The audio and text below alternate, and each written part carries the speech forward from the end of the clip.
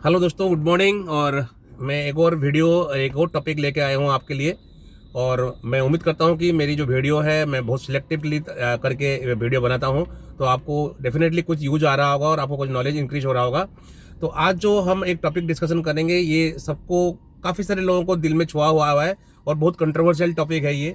और इसके बारे में थोड़ा सा मैं आपको खुलासा करने के लिए कोशिश करूँगा। क्या आप स्टॉक मार्केट में इन्वेस्ट करते हैं?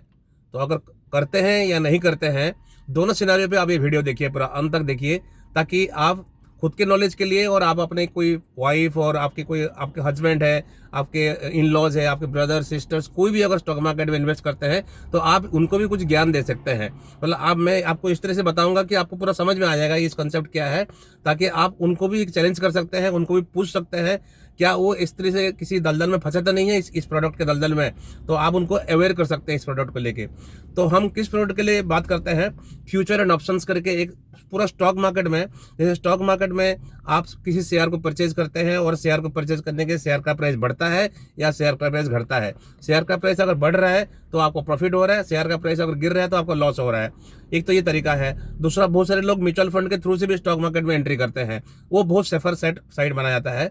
लेकिन इन दोनों के अलावा एक इंपॉर्टेंट चीज है, एक कॉन्सेप्ट है जो कि हम फ्यूचर एंड ऑप्शंस बोलते हैं। फ्यूचर एंड ऑप्शंस, मैं खुद ही 25-30 साल से स्टॉक मार्केट में इन्वेस्ट करता हूं, बट फ्यूचर एंड इन्वेस्टमेंट मैंने आज तक एक बार भी नहीं किया है। मैं अपनी बात कर रहा हूं और मैं उस कंसेप्ट के बारे में ज्यादा डिटेल में जानना नहीं चाहता हूं भी हूं, बट कंसेप्ट मुझे पता है क्या है, बट मैंने उसको कभी भी आज तक नहीं किया है। तो मैंने क्यों नहीं किया है? कुछ वजह जरूर होगा अगर मैंने कुछ नहीं किया तो मैं आपको फ्यूचर एंड ऑप्शंस में बताता हूँ क्या प्रॉब्लम है इसमें। फ्यूचर एंड ऑप्शंस ऐसा एक प्रोडक्ट है जो स्टॉक मार्केट के अंदर ही है। ये मतलब स्टॉक मार्केट का जो डोमेन है, स्टॉक मार्केट का जो सिस्टम है, उसमें फ्यूचर एंड ऑप्शंस करके एक प्रोडक्ट है, जिस प्रोडक्ट को सेबी बार वन सेबी तो आप समझते होंगे, security exchange board of India, जो कि पूरा कैपिटल मार्केट को कंट्रोल करता है। पूरा security exchange board of India खुद ही सर्कुलर निकाल के, खुद ही डाटा निकाल के, खुद ही लोगों को वार्निंग कर रहा है कि ये प्रोडक्ट बहुत ही ज्यादा रिस्की है, बहुत ही ज्यादा रिस्की है। और उसने ऑफिशियली एक साल में कम से कम 4 बार प्रेस रिलीज करता है कि इसमें 90% लोगों का लॉस होता है। मतलब हर 10 आदमी में से 9 लोगों का इस प्रोडक्ट में लॉस होता है। तो सेबी ये वार्निंग देता रहता है, लेकिन सेबी इसको बैन नहीं किया आज तक भी। सेबी बोलता है कि हम बैन नहीं कर रहे हैं, लेकिन आपको हम वार्निंग दे रहे हैं कि आप अगर कर रहे हो तो ध्यान से कीजिए उसको और बहुत केयरफुली कीजिए। तो आप इमेजिन कीजिए, अगर एक इंडिविजुअल है, आज के डेट में कितने कितने नए नए सॉफ्टवेयर आ गए हैं, एल्गोरिदम आ गए हैं, स्टॉक मार्केट में बड़े बड़े इंस्टीट्यूशंस आ गए हैं, एफआईआईज आ गए हैं, तो उनके सामने एक इंडिविजुअल बिल्कुल कम्पीट नहीं कर सकता है। अगर हम इंडिविजुअल को करना है तो हमको डायरेक्ट स्टॉक मार्केट में करना चाहिए, फ्यूचर एंड ऑप्शंस में बिल्कुल नहीं करना चाहिए। लेकिन सेबी इसको बैन नहीं कर पा रहा है, क्योंकि कुछ ना कुछ वजह है उसके लिए सेबी बैन नहीं करने का। और दूसरी चीज है, सेबी के चेयरमैन तक उसको बोल चुके हैं कि इसको 90% लोगों का लॉस हो रहा है, तो आप बिल्कुल केयरफुल कीजिए। अब हम आते हैं कि इसको बैन क्यों नहीं करते हैं। इसको सेबी के कहने के हिसाब से क्या है कि इस प्रोडक्ट में कोई खामी नहीं है, इस प्रोडक्ट में खामी नहीं है, लेकिन हमारे जो इन्वेस्टर्स की जो अवेयरनेस जो है, इन्वेस्टर्स का बिहेवियर ठीक से नहीं हो पा रहा है। मतलब इन्वेस्टर्स थोड़ा सा ओवर एग्रेसिवनेस हो जा रहे हैं इसमें, और लालची हो जा रहे हैं, और इसको थोड़ा सा गैम्बलिंग की तरफ लेके चले जा रहे हैं इसको। तो इसी पॉइंट ऑफ व्यू सेबी को कंसर्निंग है, तो सेबी बैन नहीं करेगा। अब हम आते हैं कि गवर्नमेंट इसको क्यों नहीं बैन कर रहा है। आपने देखा होगा इस बार जो निर्मला सीतारमण जी फाइनेंस मिनिस्टर ने जो बजट पेश किया था, उन्होंने स्पेशली स्टॉक मार्केट रिलेटेड एक ही पॉइंट को टच किया था। उन्होंने फ्यूचर एंड ऑप्शंस में जो सिक्योरिटी ट्रांजैक्शन टैक्स होता है उसको उन्होंने 150% बढ़ा दिया है। तो उन्होंने क्यों बढ़ाया? उन्होंने जो मेन रीजन दिया है, उन्होंने बोला है कि सिक्योरिटी जो फ्यूचर एंड ऑप्शंस का जो प्रोडक्ट है ये बहुत रिस्की है और बहुत हमारे इंडिविजुअल्स को बहुत रिस्की हो रही है, इंडिविजुअल इन्वेस्टर्स को बहुत रिस्की हो रहा है। तो हम उसको डेटरेंट क्रिएट करना चाहते हैं, हम इसको एक ऐसे माहौल क्रिएट करना चाहते हैं जिसमें कि वो इंडिविजुअल इन्वेस्टर्स थोड़ा सा परहेज करें इसको इसके थ्रू से करने के लिए। तो उन्होंने सिक्योरिटी ट्रांजैक्शन टैक्स बढ़ा दिया। क्योंकि गवर्नमेंट इसको इसलिए बैन नहीं कर पा रहा है कि अगर गवर्नमेंट कभी इस प्रोडक्ट को बैन कर देगा तो कोई ना कोई जाके कोर्ट में हाजिर हो जाएगा, कोर्ट में पिटीशन फाइल कर देगा कि हम तो कर रहे थे लेकिन हमें ये करने नहीं दिया जा रहा है। सिर्फ इंस्टीट्यूशंस को, एफआईआईज को और इंस्टीट्यूशंस को करने दे रहे हैं और इंडिविजुअल को करने दे रहे हैं। तो लीगलिटी के पॉइंट ऑफ व्यू देखोगे तो गवर्नमेंट इसमें हार जाएगा। तो गवर्नमेंट इसको कभी भी लीगली बैन नहीं करेगा, ये चलता रहेगा इस तरीके से।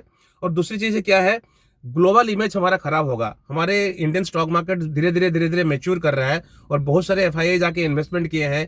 तो अगर हम नास्डेक्स और आपके जो डाउ जोन्स वगैरह बड़े बड़े स्टॉक एक्सचेंज है वर्ल्ड लेवल के, तो वहां पर सारे ये प्रोडक्ट चल रहा है, ढंग से चल रहा है। मतलब वहां भी कुछ प्रॉब्लम हो सकता हुआ हो, लेकिन अगर हम इस प्रोडक्ट को बैन कर देंगे तो इंडियन स्टॉक मार्केट को इंटरनेशनल कम्युनिटी एक नेगेटिव मानेगा उसको, कि उन्होंने फ्यूचर एंड ऑप्शंस को एक पर्टिकुलर इंडिविजुअल्स लोगों के लिए बैन कर दिया करके।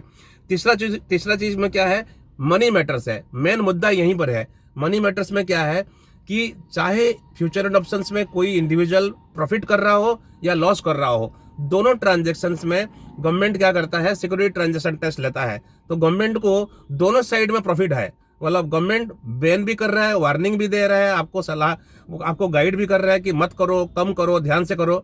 लेकिन गवर्नमेंट को इसमें सिक्योरिटी ट्रांजैक्शन टैक्स का फायदा दोनों तरफ से होता है जब आप करते हो।